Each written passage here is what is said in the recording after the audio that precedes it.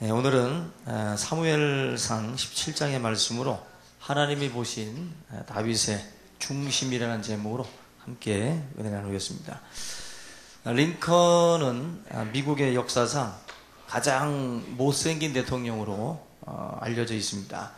삐쩍 마른 몸, 그리고 껑충한 키, 그리고 못생긴 얼굴, 그리고 그 턱을, 이 턱 수염을 이렇게 기른 이유가 초등학생이 바로 이 못생긴 얼굴을 가리라고 충고를 해가지고 그래서 길렀다고 그러죠.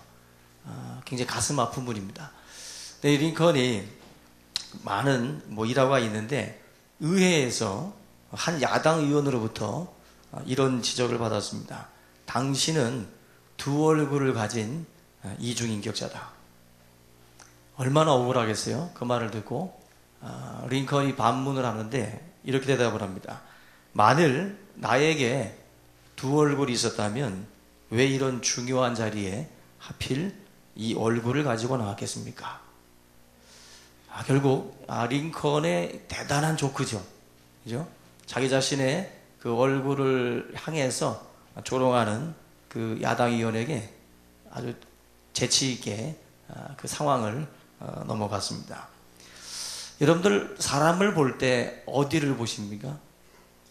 가장 많은 사람들이 상대방의 외모를 보게 됩니다. 그리고 판단을 내릴 때도 외모를 보고 우리가 판단을 내리다 보니까 많은 실수들을 우리가 하게 됩니다. 여러분들 지금까지 살아오시면서 너무 급하게 외모만 보고 그냥 사람 판단했다가 뭔가 이렇게 좀 뒤통수 맞은 것처럼 아주 심하게 충격을 입으신 적들이 있을 겁니다. 그만큼 사람은 외모랑 다른 그러한 모습들을 참 내면에 많이 가지고 있습니다. 요즘에 유행하는 신종어가 있는데 그 루키즘이라고 하는 그 용어가 있습니다. 외모 지상주의. 그야말로 이 세상에서 외모가 개인 간의 그 우열을 성패를 가늠하는 중요한 그러한 그 부분이다. 그래서 외모에 지나치게 집착하는 그 외모 지상주의에 빠져 있는 것을 루키즘이라고 하는데 사실 이것은 어느 정도는 맞는 말이죠. 어느 정도 우리 한국 사회도 얼굴이 좀 반반해야 취업도 잘 된다고 그래요. 지금 취업이 안 되시는 분들 못생긴 거예요. 못생긴 겁니다. 실력도 실력이지만 못생긴 거죠. 뭐로 보면, 루키즘으로 보면 결국 너가 지금 실패하고 너가 지금 안 되는 건 외모 때문이야. 외모 고쳐봐. 외모를 고쳐야 너가 성공할 수 있고 너가 잘 나갈 수 있다. 그래서 자꾸 그런 쪽으로 계속 뭔가 사람을 몰고 가는 거죠. 그래서 정말 그런가? 정말 그것 때문인가? 그래서 계속해서 우리 스스로도 그런 어떤 그 늪과 같이요. 계속 거기에 우리 스스로를 빠뜨릴 수밖에 없다는 것입니다. 참 충격적인 말이 있는데요. 예쁜 여자는 명품, 보통 여자는 진품, 못생긴 여자는 반품이래요. 충격이죠. 이런 말들이 다 어디서 나옵니까? 루키즘에서 나오는 거예요. 그러나 실제적으로 여러분들 세상에서 성공하고 또 어떤 한 획을 그은 분들을 가만히 보면 그렇게 다 잘나는 것도 아닙니다. 외모 지상주의에 빠지게 되면 뭐든지 다 거기에 맞춰요. 다 그것 때문이다. 다 그것 때문이다 해서 그런 쪽으로만 자기의 인생을 맞추게 됩니다. 요즘에 오디션 프로그램들이 많은데 보이스 코리아라고 하는 프로그램이 있습니다. 들어보셨어요? 이 보이스 코리아라고 하는 이 프로그램은 목소리만 가지고 승부하는 거예요. 가수 지망생들이 나와서 노래를 부르는데 심사위원들은 등을 돌리고 앉아 있습니다. 그리고 듣다가 마음에 들면은 탁 눌러가지고 위자가 휙 돌아가는 거예요.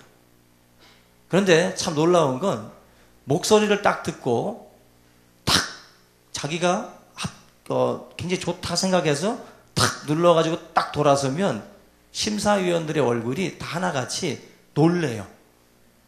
자기가 생각했던 목소리랑 얼굴하고 뭐가 안 맞는 거예요, 지금. 놀라는 거예요. 어떻게 저렇게 저런 목소리가. 근데 일반적인 오디션이었다면 얼굴 보고 불합격. 얼굴 보고 외모 보고 뚱뚱해서 안 돼, 못생겨서 안 돼, 날카로워서 안 돼 하면서 무조건 뭔가 판단을 내릴 때에 외모가 사람을 판단하는 어떤 플러스 알파가 돼가지고 너무나도 억울하게 실력은 좋은데도 불구하고 저 뒤에서 그냥 백보컬 하듯이 그냥 그렇게 깔아줄 수밖에 없는 인생들이 많이 있어요. 근데 보이스 코리아는 상당히 그래서 좀 의미가 있어요. 다른 오디션 프로그램보다 순전히 목소리만 듣고 승부한다. 올해가 시즌2인데 시즌1 때 그 가수 하나가 나왔는데 이분은 기존 가수였어요. 그런데 어떻게 활동을 했냐면은 가면을 쓰고 활동을 하더라. 가면을. 그 당시에 우리나라에 막 아이돌 스타들 막 걸그룹들 막 얼굴 이쁘고 늘씬한 아가씨들이 막 노래를 하니까 이 아가씨가 노래를 부르는데 외모가 못 받쳐주니까 가면을 쓰고 나온 거예요. 그리고 가면을 쓰고 가수 활동을 했대요. 가수 활동을. 한 번도 얼굴을 공개를 안 했어요. 근데 이번에 보이스 코리아에서 목소리만 가지고 승부를 건다니까 외모 안 본다니까 가면 벗고 나온 거예요. 그래서 정말 실력으로 인정받고 또 많은 사람들에게 또 인기를 끌었습니다. 여러분들 이 보이스 코리아 같은 경우는 제가 볼 때 상당히 성경적이에요. 외모 보지 않고 뭔가 이게 진짜 내면 실력 이것을 좀 뭔가 좀 보려고 하는 어떤 그러한 모습들이 있는데 여러분들 세상의 모든 부분과 다른 것이 뭐냐면은 성경인데 성경은 사람을 외모로 보지 않는다고 그래요. 외모로 보지 않고 중심을 본다. 특별히 하나님이 보시는 것은 외모를 보는 게 아니라 중심을 보신대요. 중심. 굉장히 중요한 부분입니다. 여러분들이 어디 면접 갈 때는 외모 가지고 가셔야 돼요. 근데 하나님 앞에 오늘 이 시간 나올 때는 외모보다 중요한 건 중심입니다. 중심 가지고 나오지 않으면 하나님 앞에 이 예배는 올라가지 않습니다. 하나님이 보시는 것은 우리의 중심이라는 것 여러분들이 꼭 기억하시기 바랍니다.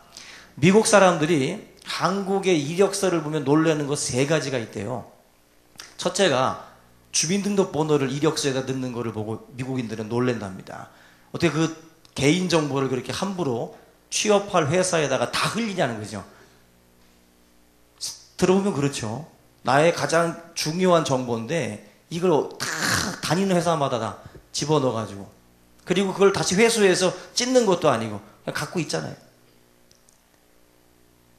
뭐 G마켓이나 옥션에서만 여러분들 개인정보가 유출되는 게 아니라 내가 낸 이 서류에서도 벌써 다 새나가고 있는 거죠. 두 번째가 가족 상황을 묻는 거예요. 어머니는 뭐 하시냐? 형제는 몇이냐? 미국인들이 볼 때는 그렇다는 거예요. 내가 취직하는데 내 엄마를 왜 물어보고 내 동생을 왜 물어보냐는 거예요. 나를 쓸 건데. 들어보면 그렇죠. 아버지가 가난하면 나를 합격 안 시킬 건가? 이제 어머님이 안 계시면은, 아버님이 안 계시면 불합격에 내 능력이 있는데 가족 사항 묻는 것도 미국인들이 볼 때는 이해가 안 간대요. 이해가. 그리고 마지막 3번째가 사진을 안 붙인답니다. 이력서에. 우리는 막 이렇게 찍고 저렇게 찍어가지고 최대한 도자기 피부 만들어가지고 사진 붙이잖아요. 미국인들은 이력서에 사진을 붙이지 않는다고 그래요. 이력서에. 왜? 다민족 국가이기 때문에 얼굴 보고 또 피부 보고 사람을 판단할까봐 편견에 사로잡힐까봐 아예 이력서에 사진을 붙이지 않는답니다. 여기 앉아 계신 분들 다 미국 가고 싶죠. 응? 그만큼 뭔가 이렇게 외모 여기에 우리가 올바른 판단을 내리는 데 있어서 문제가 될까봐 그런 부분들을 싹 빼놓는 거예요. 법적으로 금지되어 있대요. 사진 넣는 거는. 그 정도로 철저하게 뭔가 좀 실력 위주로 그래도 사람을 좀 뽑으려고 하는 의지가 그 속에 있다라고 생각이 됩니다. 우리가 이런 부분들을 보게 되면 지금 한국 사회는 어느 곳보다도 이 외모라고 하는 것에 상당히 어떻게 보면 비중을 많이 두고 있다. 그 우리나라 오디션 프로그램 같은 프로 중에 그 영국에서 하는 갓 탤런트인가요? 이런 그 프로가 있는데 거기도 보면 폴 포츠라고 하는 남자가 출연했잖아요. 막 아저씨 스타일이죠. 뚱뚱하고 치아도 고르지 않고 또 표정도 굳어 있고. 근데 오디션에 나와가지고 이 남자도 한 말이 뭐 할 겁니까? 라고 물어보니까는 오페라 하겠다고 그랬어요. 그러니까 심사위원들이 다 정말 어이없다는 듯이 또 쳐다보고 볼펜을 물고 있고 또 자세도 비슷하게 쳐다보면서 한번 해보려면 해봐라. 너가 해봤자 얼마나 하겠냐 하면서 쳐다봤는데 이 폴 포츠가 그야말로 기가 막히게 노래를 하고 맙니다. 거기에서 모든 관중들이 정말 기립박수를 쳐요. 그래서 이 사람이 하루아침에 그야말로 이제 국민적인 영웅이 되고 정말 수많은 그런 부를 차지하게 돼요. 이런 것도 보면은 어찌 보면 그 외모가 아니라 진짜 실력으로 인정받고 사람들한테 이렇게 뭔가 서야 되는데 지금은 많은 부분에서 그런 어떤 그 또 다른 것들이 사람들을 뭔가 포장을 해서 진정한 그런 실력자들, 진정한 인재들이 어떻게 보면 이제 등용되지 못하고 오히려 사장되는 그러한 경우들을 우리가 많이 볼 수가 있습니다. 저나 여러분들이 하나님의 사람으로서 이런 세상을 볼 때 참 가슴이 아프죠. 폴 포츠 같은 사람도요, 이 대회 나갈 때 고민을 많이 했다고 그래요. 자기같이 못생긴 사람이, 그런 사람이 나가서 뭐 할까? 과연 될까? 많이 망설였는데, 이분이 뭘 가지고 결정을 했냐면은, 동전 가지고 결정했대요. 탁 던져가지고, 앞면 나오면 나가고, 뒷면 나오면 안 나간다. 근데 탁 던졌는데, 앞면이 나왔대요. 그래서 나가자. 해서 나갔답니다. 이 중에도 지금 망설이는 분들이 있죠. 자신의 외모 때문에. 이런 분들은 보통 가지고 있는 생각이 앞면, 뒷면 나오면 포기하고 동전이 서면 내가 한다. 안 하겠다는 거지. 안 하겠다는 거지. 예? 뭔가 자기 자신에 대한 믿음이 없는 거예요. 신뢰가 안 가는 거예요. 왜? 세상이 그렇게 볼 것이고 세상이 그렇게 나를 판단할 것이기 때문에 애저녁에 그냥 포기하고 말자. 그런 생각들을 많이 한다는 것입니다. 저와 여러분들에게 오늘 이 본문의 말씀이 굉장히 중요합니다. 하나님께서 사용하시는 분들을 보면 외모를 하나님이 보지 않아요. 여러분들 사람이 쓰기를 원해요? 하나님이 쓰시기를 원해요? 하나님이 쓰시기를 원하시는 사람 되시기 바랍니다. 하나님이 여러분들을 쓰실 때에는 외모로 하나님을 쓰지 않습니다. 바울은 항상 말씀드리지만 간질이 있었어요. 안질이라고도 하고 간질도 있다고 그랬어요. 대머리에 키도 작고 굉장히 우리가 알고 있는 바울의 이미지랑 다른 모습들을 갖고 있었어요. 존 칼빈도 종합병원이었습니다. 머리끝부터 발끝까지 안 아픈 곳이 없었어요. 그런 연약한 자들을 하나님이 들어서 하나님의 영광을 받으시기를 원했어요. 저와 여러분들이 자꾸 외모, 내가 이래서 약해서 내가 못 배워서 내가 부족해서 하나님이 나를 못 쓴다라고 판단하시면 안 돼요. 중심이 문제예요. 중심이 잘못됐기 때문에 하나님이 안 쓰는 거지 여러분들의 외모 때문에 하나님이 안 쓰는 건 아니다. 오늘 이 말씀 보면은 다윗도 하나님이 이제 선택하는 그 과정에서 보면 그 주변 환경에서 보면 외모를 중시하는 풍토가 있어요. 외모를 중시하는 풍토가. 우리 지금 17장 읽었지만 16장 이쪽에 가서 보시면은 그 이새가 자기의 아들들을 사무엘 앞에 이렇게 쭉 지나가게 하는 장면이 나와요. 16장 6절부터 7절, 8절 쭉 보시면 사무엘이라고 하는 선지자 앞으로 왕을 뽑기 위해서 그 이새의 아들들 8명을 이제 지나가게 하는데 8명 중에 7명만 있었고 1명은 없었어요. 근데 내용을 보시면은 첫째 아들 엘리압이 지나갑니다. 첫째 아들 엘리압이 딱 지나가는데 사무엘이 볼 때는 얼굴에서 광이 나는 거예요. 너무 멋있는 거예요. 그래서 사무엘이 탁 고백하기를 뭐라고 말하냐면 6절 보니까 사무엘이 엘리압을 보고 마음에 이르기를 여호와의 기름 부으실 자가 과연 주님 앞에 있도다. 한마디로 야 대단하다. 잘생겼네. 막 얼굴에서 뭔가 왕족 같은 느낌이 드는 거예요. 얼굴에서 귀티가 난다고 그러죠. 막 저 사람인가 보다. 엘리압이 바로 하나님이 정한 사람인가 보다라고 딱 생각을 한 거예요. 바로 7절 보세요. 여호와께서 사무엘에게 이르시되 그의 뭘 보지 말라? 용모와 키를 보지 말아라. 뭘 보지 말라고요?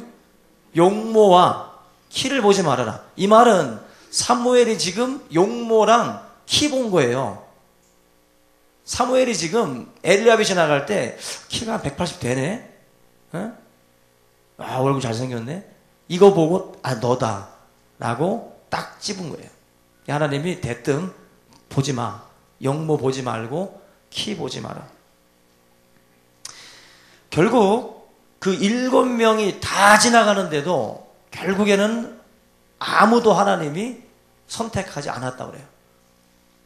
그러면서 하는 말이 이게 다냐? 이게 다냐? 한 명이 있긴 있는데 저기서 양치고 있습니다. 한마디로 보여주고 싶은 마음도 없던 거예요. 사무엘이 이새가 말째는 이거 뭐 보나만 합니다. 우리 집이 아닌가 봅니다. 한마디로 이 말째까지는 안 봐도 된다라고 생각을 하는 거예요. 근데 사무엘이 기필코 그 아들 데리고 와. 그 아들 보기 전까지 내가 밥도 안 먹겠다고.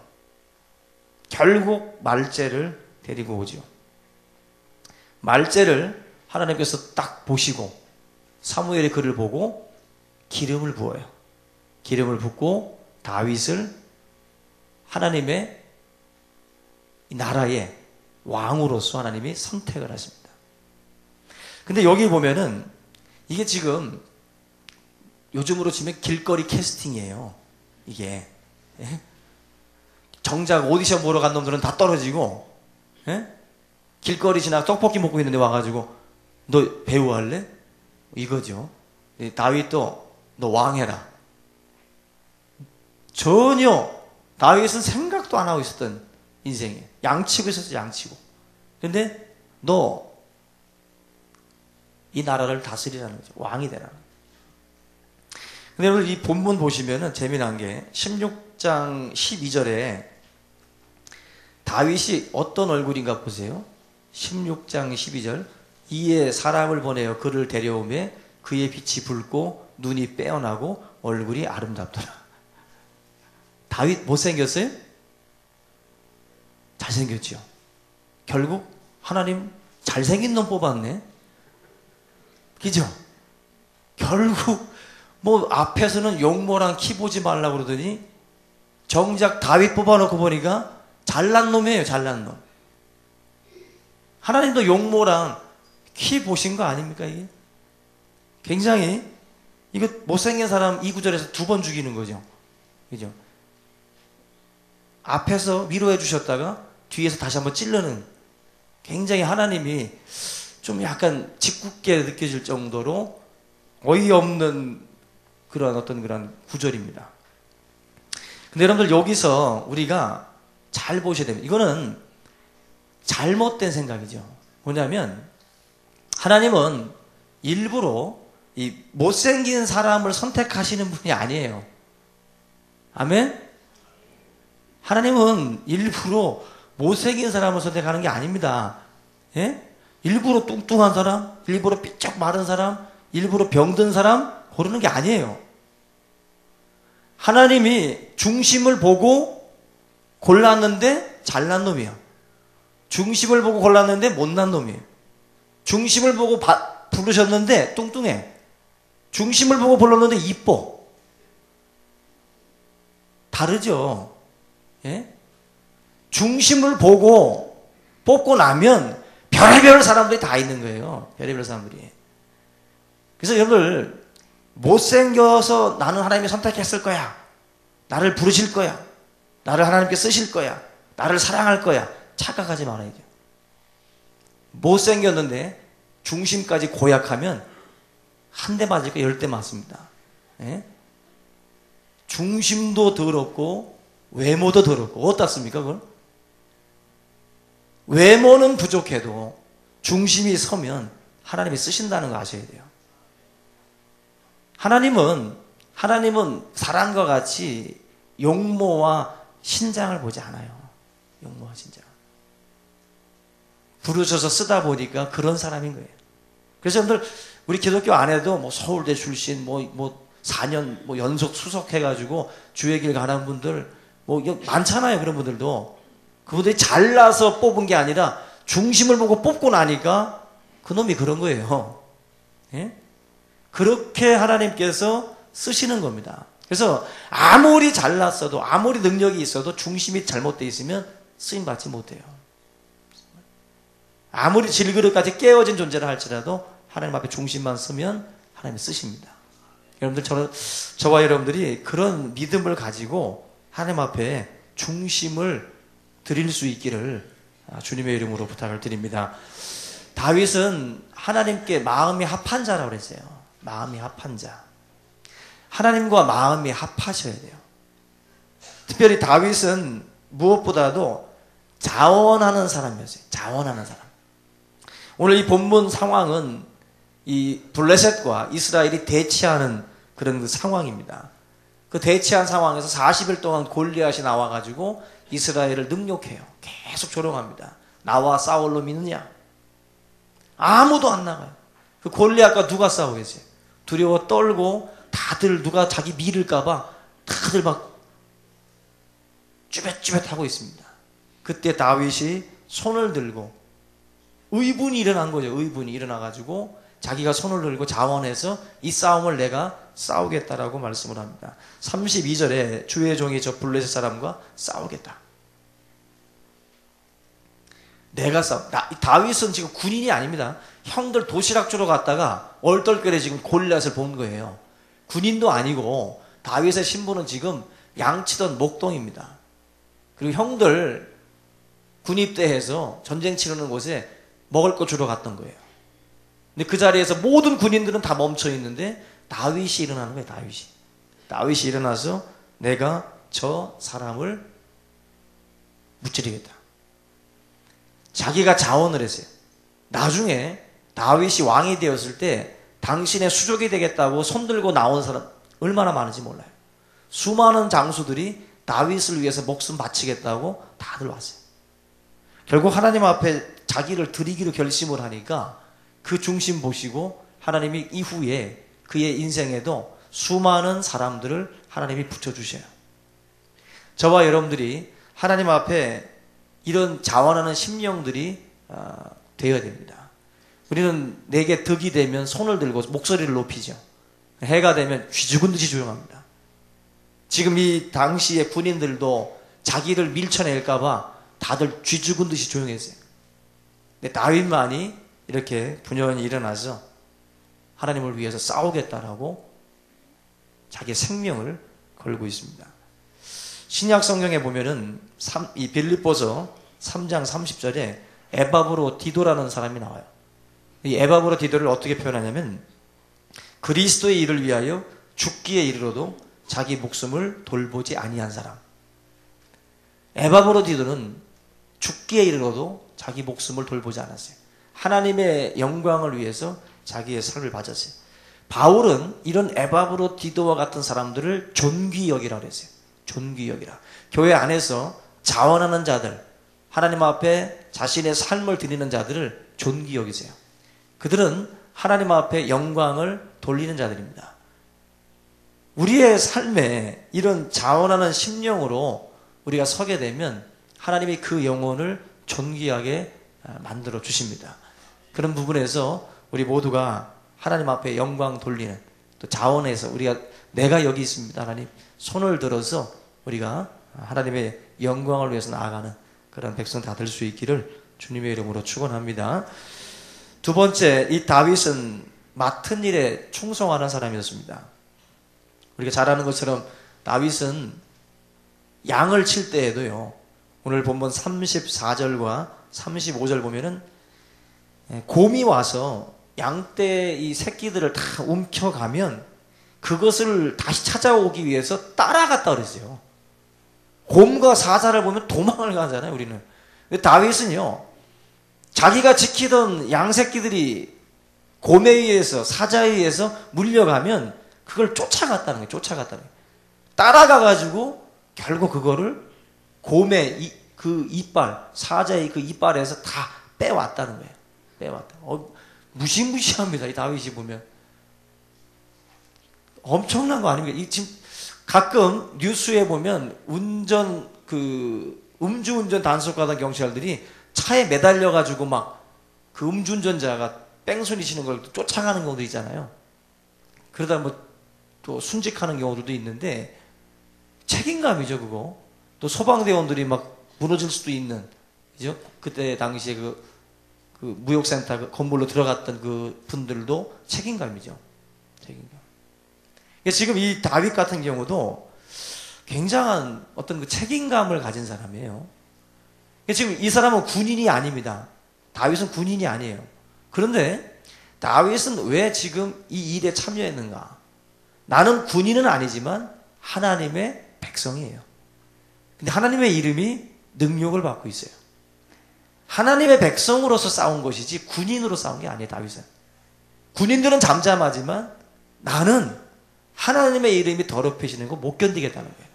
저 골리앗에게 지금 짓밟히는 것이 내가 견딜 수 없다는 거예요. 그래서 다윗은 남들 다 안 가는 길을 자기가 간 거예요. 결국 이런 모습들이 참 많은 사람들을 부끄럽게 만들죠. 부끄럽게. 우리 가운데에도 우리가 마땅히 군인들이 마땅히 일어나야 되는 그 자리에서 군인들이 잠잠하면 다윗이 일어나는 것처럼 우리가 해야 될 역할들을 감당하지 못할 때 하나님은 마른 막대기 같은 자들을 들어가지고 우리를 부끄럽게 만듭니다. 그것이 바로 지금 이 다윗을 통해서 보여주시는 교훈이에요. 저와 여러분들이 맡은 책임, 하나님께서 우리가 해야 할 사명 잘 감당하세요. 주님이 죽으시면서 또 승천하시면서 우리에게 주셨던 사명이 있어요.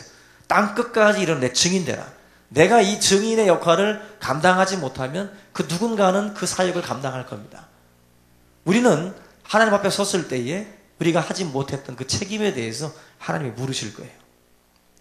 저와 여러분들이 다윗이 그 사자와 곰의 발톱에서 어린 양을 빼오는 것처럼 지금 수많은 영혼들을 그 사단의 그 올무에서 우리가 빼와야 되거든요. 따라가서 빼와야 되는 거예요. 따라가서. 포기하고 그냥 우리가 그냥 주저앉아 있는 것이 아니라 다시 쫓아가서 그 영혼들을 빼와야 돼요. 다윗처럼 싸워야 된다고요. 근데 한 번 물려가면 끝난다라고 생각할 수 있어요. 아닙니다. 다시 가서 빼와야 돼요. 그것이 바로 우리가 감당해야 될 사역인 줄로 믿습니다. 마지막으로 다윗은 하나님의 이름을 높이기를 원했어요. 이 다윗은 시편을 썼는데 시편 대부분의 글들을 보면은 다 하나님 찬양하는 거예요. 다 하나님의 이름을 높이는 겁니다. 근데 시편 중에 그 아둘람 굴에서 다윗이 환난 가운데에 굴에서 생활하는 때가 있었어요. 쫓겨다니면서. 그때 지었던 시가 시편 57편입니다. 근데 그 아둘람 굴에서 그렇게 환난 속에서도 다윗이 했던 고백이 있는데요. 시편 57편 5절에 하나님이여 주는 하늘 위에 높이 들리시며 주의 영광은 온 세계 위에 높아지기를 원하나이다. 자기는 지금 굴 속에 지금 처박혀 있는데 지금 사울에게 쫓기고 수많은 고통을 겪고 있는데도 불구하고 다윗의 입에서는 하나님 당신의 이름이 높여지기를 원합니다. 주님 영광 받으십시오. 지금 하나님이고 뭐고 다 욕하고 싶은 그러한 충동이 있었을 텐데 다윗은 그 상황에서도 그 곤두박질친 상황에서도 하나님의 이름을 높이고 있다는 것입니다. 저와 여러분들 하나님의 이름을 높이는 그러한 성도들이 되시길 바랍니다. 고난당할 때 기도하는 것이 하나님의 이름을 높이는 거예요. 고난당할 때 찬송하는 거 그게 하나님의 이름을 높이는 겁니다. 저와 여러분들이 지금 다윗처럼 환난 중에도 기도하시래요. 야고보서 5장 13절에 고난당하는 자가 있느냐 저는 기도할 것이다. 하나님 앞에 저와 여러분들이 그러한 자리로 서 있으면 그걸 통해서 하나님이 우리를 통해 영광을 받으실 줄로 믿습니다.